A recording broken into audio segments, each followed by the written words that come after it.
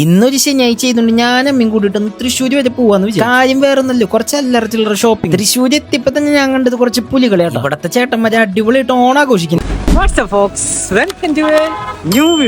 5 രൂപയ്ക്ക് എന്തുറ്റടി വാഴയില് പൊതിഞ്ഞിരിക്കണേന്ന് കണ്ടപ്പോ ഒരു ക്യൂരിയോസിറ്റിയുടെ പുറത്ത് മേടിച്ചത്. കടയിലത്തെ ചേട്ടൻ പറഞ്ഞു നല്ല ടേസ്റ്റ് ഉള്ള അലുവയാണ് ഉള്ളിൽ. ഞാൻ പിന്നെ ജെൻസ് ചെയ്തോണ്ട് 90s എല്ലാം മിഠായി അറിയണമെന്നില്ല. പക്ഷെ എന്റെ അമ്മ ഇതുപോലും കണ്ടിട്ടില്ല. അങ്ങനെ കാര്യമായിട്ടുള്ള ഈ സാധനമൊക്കെ തുറന്ന് കഴിച്ചു. തുറന്നപ്പോ തന്നെ ഒരു വൃത്തികെട്ട മണമാണ് വന്നത്. അമ്മ കഴിച്ചു കഴിഞ്ഞ മുഖത്ത് എക്സ്പ്രഷൻ കണ്ടപ്പോ തന്നെ മനസ്സിലായി എനിക്ക് 5 രൂപ നഷ്ടമായി. മര്യാദയ്ക്ക് 5ന്റെ 5 സ്റ്റാർ മേടിക്കാൻ പോയി ഞാൻ. ഇപ്പൊ മനസ്സിലായില്ലേ, ചൂസ് ചെയ്യുമ്പോ നമ്മൾ കറക്റ്റ് ആയിട്ട് ചൂസ് ചെയ്യണം, അല്ലെങ്കിൽ ഇതുപോലെ വായിൽ വെക്കാൻ പറ്റാണ്ട്. ഇത് കഴിഞ്ഞപ്പോ നേരെ പോയി ഇത് പൂ നോക്കാൻ. എന്ത് പരിപാടി വന്നാലും നമ്മുടെ ആറന്മാറിന്നാണ് ഞങ്ങൾ പൂ മേടിക്കുക. ഞങ്ങൾ ഇവിടെ കയറിപ്പോ തന്നെ പുറത്ത് നല്ല ഗംഭീര മഴ. എവിടെയെങ്കിലും ചെന്ന് കയറി കഴിഞ്ഞാൽ അപ്പി മഴ. ഈ മഴയ്ക്ക് ഇങ്ങനെ കണ്ടുന്നപ്പോ എന്റെ മനസ്സിൽ ഒരുപാട് ആശയങ്ങളൊക്കെ വന്നുകൊണ്ട് വേറൊന്നല്ല, ഓണത്തിന് ഇങ്ങനെ ചെയ്യണം അങ്ങനെ ചെയ്യണം. അവിടുന്ന് നേരെ ഞങ്ങൾ തേക്കിൻകാടിന്റെ വിളിക്കും. അവിടുന്ന് ഞാൻ പൂ മേടിച്ചു. അമ്മന്റെ അടുത്ത് പറയുന്നേ ഉത്രാടത്തിന്റെ അന്നൊക്കെ ആയിരിക്കും ഇവിടെ നല്ല തിരക്കും. അപ്പൊ അമ്മ ഒന്നും കൂടി ആ ദിവസം ഇങ്ങോട്ട് വരാന്നൊക്കെ പറഞ്ഞു. ഇവിടെ അത്യാവശ്യം ചെറുകിട കച്ചവടക്കാരൊക്കെ ഫസ്റ്റ് കയറി ചെന്നപ്പോ ഈ മുണ്ടുകളും സെറ്റ് കൊണ്ടുകളൊക്കെ ഇരിക്കും. എന്റെ കണ്ണ ആദ്യം പോയത് ഈ കണ്ണാടയിലേക്ക്. അത് കണ്ടു, ഇഷ്ടപ്പെട്ടു, അങ്ങോട്ട് മേടിച്ചു. എന്തോ കുറെ നാളായിട്ട് ഈ ഒരു കണ്ണാട മേടിക്കണം എന്ന് ആഗ്രഹം.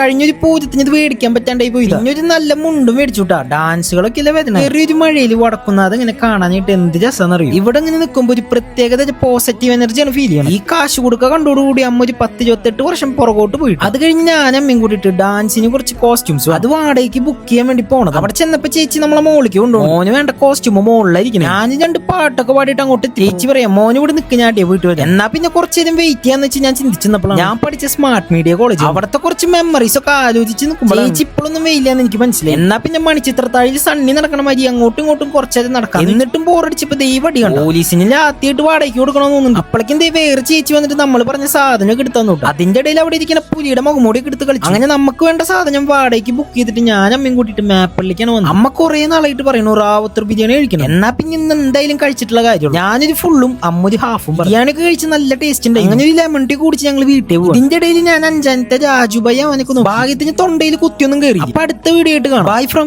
ഞാൻ തന്നെ.